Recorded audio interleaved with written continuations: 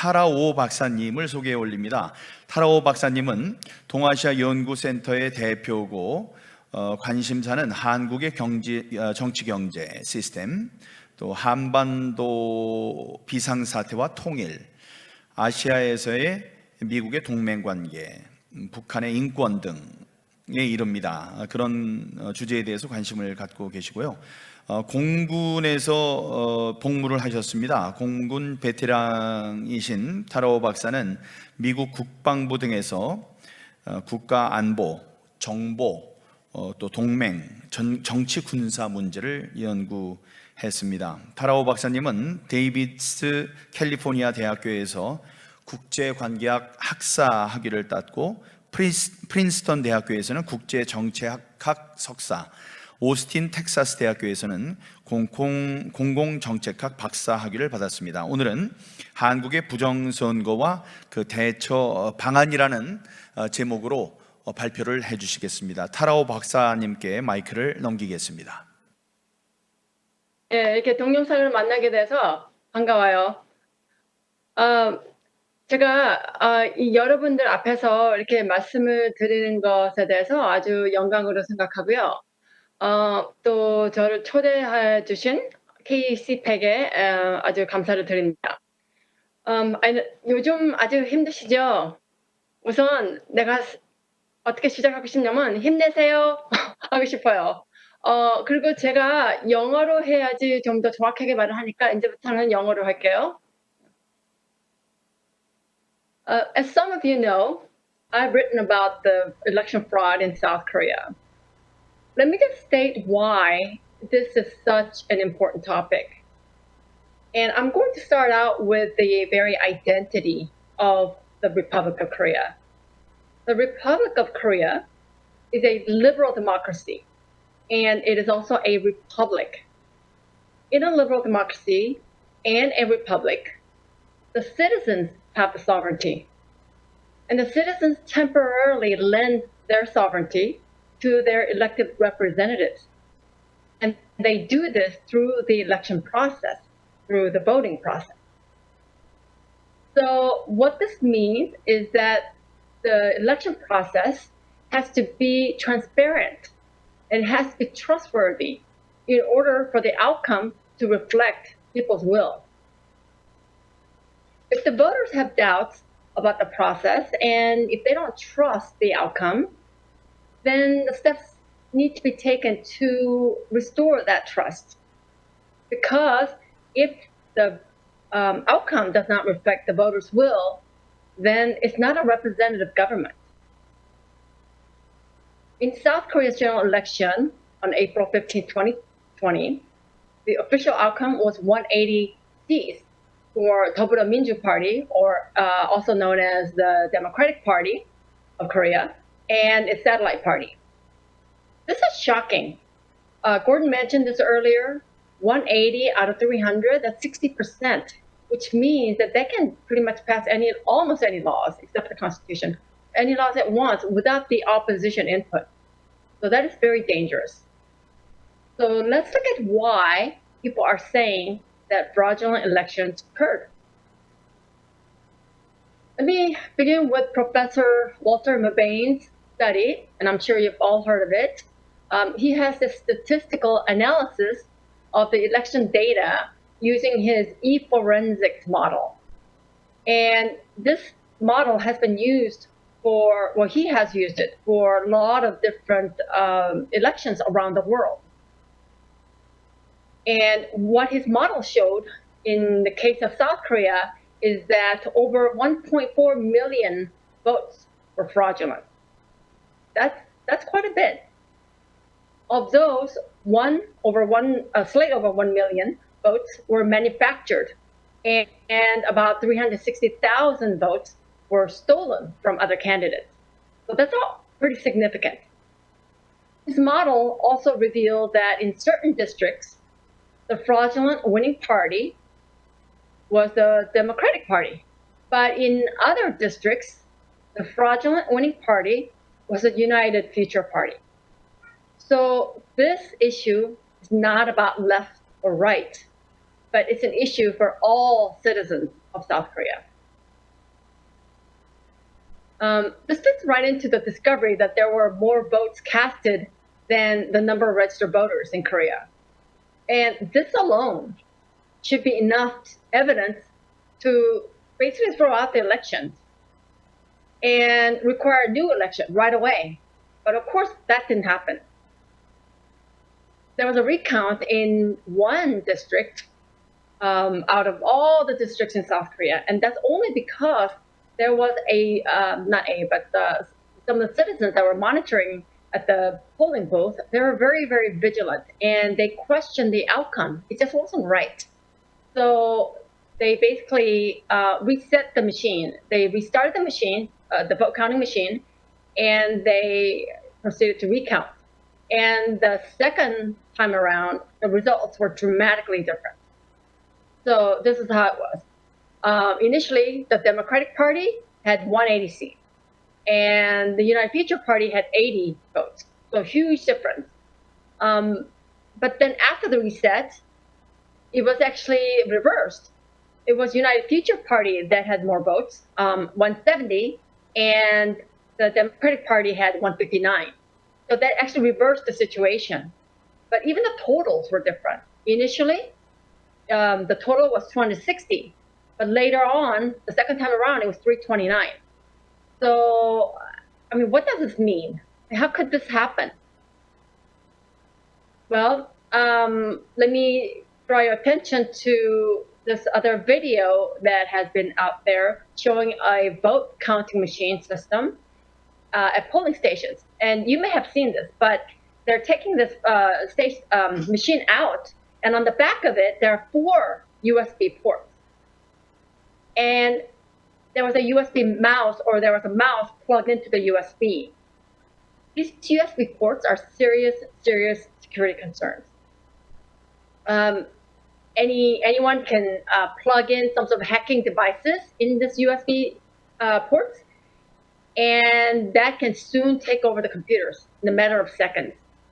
These hacking devices can look very innocuous, like a mouse or a thumb drive or a phone cable, a keyboard.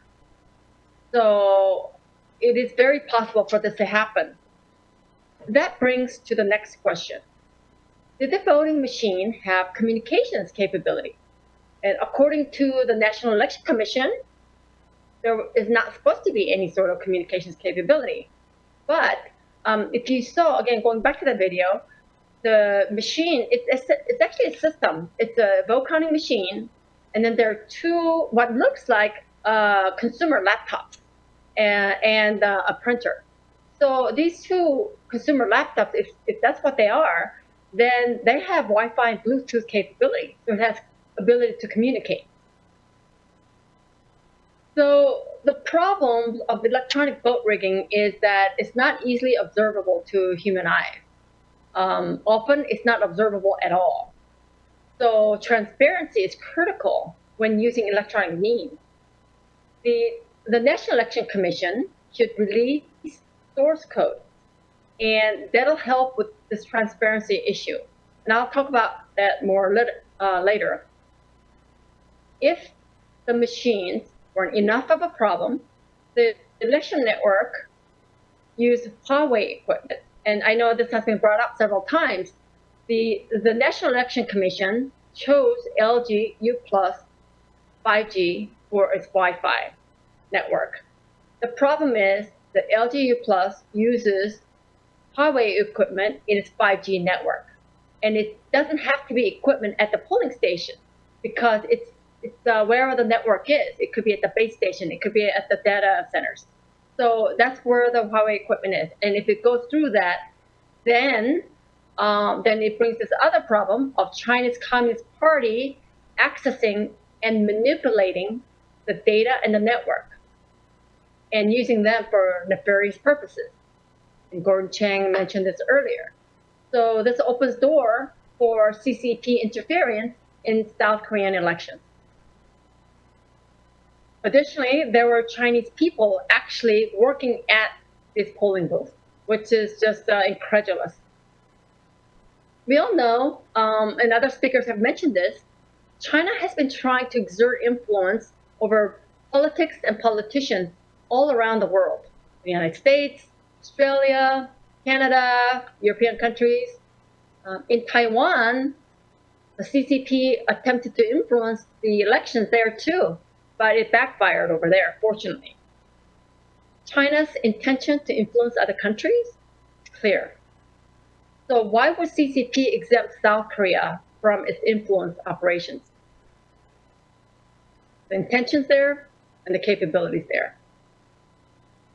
What steps has the NEC, the National Election Commission, taken to address the cyber vulnerabilities and concerns? None. The organization, which is supposed to ensure that the election process is transparent and secure and trustworthy, hasn't taken steps to even identify the problems. So that in itself is very, very problematic. Continuing on. There's also evidence of unmarked ballots that were ran through this vote counting machine and counted towards the ruling party because it was in slot number 1. These blank votes should have been discarded. They should have been just thrown away, but they were counted. And when Professor Mubane mentioned these manufacturer votes, well, that's what these are, these blank votes. Despite the voters' request to install CC camera to prevent tampering, the NEC didn't install any. They refused to do so. Why would NEC deny measures that would enhance security and legitimacy? Let me point out some other anomalies. Pre-vote ballots were stored in duffel bags inside a gym. I mean, that's ridiculous. Gym is where you go work out. That's not where you store your ballots. As far as some of the early votes and mail-in vote ballots, they were transported in open plastic baskets. This is really troublesome. They should be transported in a locked and sealed containers, not in baskets. And some of the ballots, a speaker mentioned this earlier, but the ballots had uneven margins. And that means the NEC did not take measures to make this counterfeit proof. What's interesting beyond these, and there's a long list, list all because of limited time, but the behavior of the courts and the prosecutors are also very, very odd.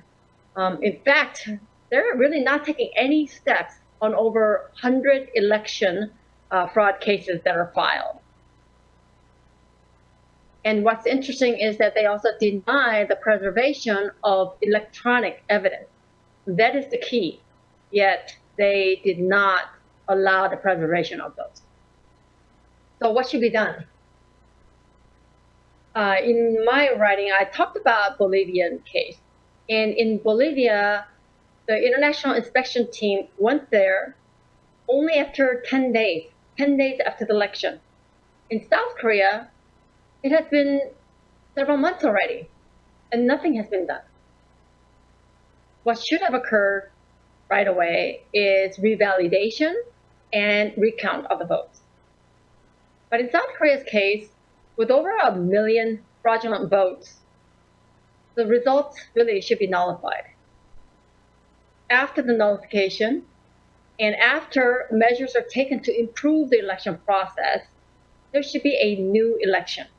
And from what I understand, if a new election is to occur, it is a year after, so it'll be April next year.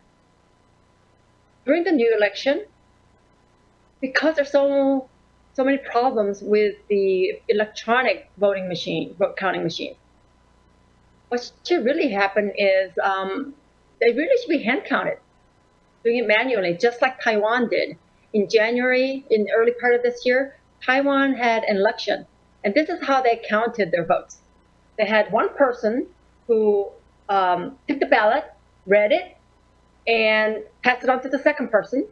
And the second person then read it, and he held it up high for the audience, everyone out there, to see who people voted for. And this was then passed on to a third person who also verified it, who looked at it, verified it, and stacked it. And then there was somebody in the background who was telling everything on the whiteboard. And all of this was videotaped and placed on YouTube. That's transparency. And South Korea may need that level of transparency. So, there are other things that can be done. I mentioned earlier about the NEC releasing the source code, and as well as the schematics and details of the voting machine. That is something else that needs to be done. They also need to remove the USB ports because, again, there is vulnerability. And of course, the investigation needs to occur overall, but let's just say that it's something we desire, and we're still waiting for that to happen. One other thing that I'd like to point out is the behavior of the National Election Commission. It really should change its culture. I know that former Representative Min, he was one of the victims of this. The NEC really should change its culture from secrecy to transparency. It needs to change its culture from disrespecting the citizens and treating them like criminals to one that is accountable to citizens, the one that works for the citizens. Free and fair elections is one of the pillars of liberal democracy. So it's important to restore this lost trust in the election process and the system if South Korea is to remain a liberal democracy. Thank you.